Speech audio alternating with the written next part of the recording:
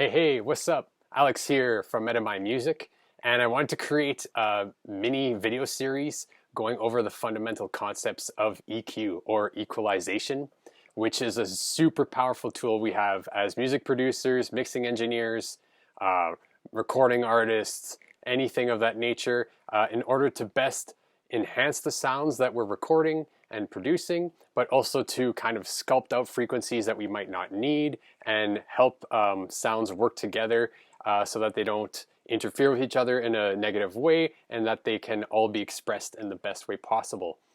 Before we dive in though, I just kind of wanted to talk about what is EQ.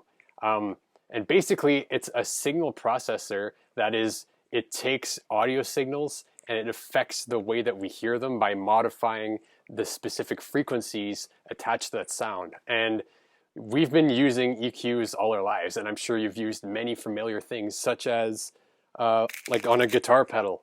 There's your bass frequency, your mid frequency, your treble, and those are pretty common. You'll see that on sound systems. You might even see that in your car, or even on our phones. There's various settings to adjust the sound output to fit like bass music or a specific style, or more so for podcasts to enhance the listening voice. And all these different settings are all forms of equalization, right? And they basically allow you to adjust certain ranges of the frequency spectrum, which we'll get into, to basically enhance the sound and make it more palatable, or whatever it is, like enhance something about it that you like. And the frequency spectrum is basically the range of frequencies that our human ears can hear, and it ranges from 20 hertz to 20,000 hertz, or 20 kilohertz as it's commonly referred to. And we'll get into that a little bit more in the future videos. But basically, this is the accepted range of what we can actually hear with our ears, and it does change person to person, and it's not perfect, but it's typically the easiest way to remember it is 20 to 20. And this frequency spectrum is represented differently in different sound systems or speakers, right? So this would be called a frequency response. So you can see my monitors that I have behind me here.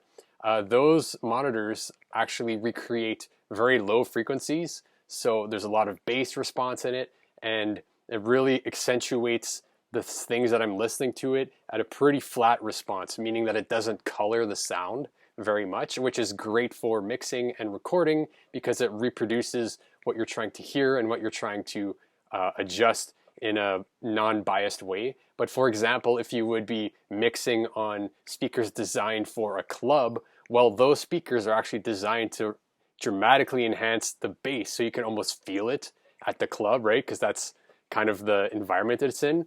But it has a curve in which it reproduces the bass frequencies more than it would on something else, right? It enhances those frequencies, and therefore it colors it. And you can hear that color in guitar cabinets, like every different guitar cab or speaker or tweeter that's inside these cabinets have a different frequency response, right? So they generate the frequencies or they represent them in a different way.